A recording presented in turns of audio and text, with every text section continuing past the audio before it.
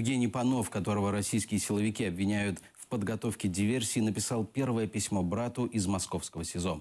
Житель Энергодара Запорожской области был задержан ФСБ в ночь на 7 августа, якобы во время прорыва диверсионной группы на территорию Крыма.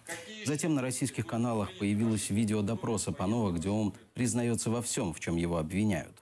Украинская власть отвергает причастность Панова к разведке. Правозащитники утверждают, что показания Евгения были получены под пытками.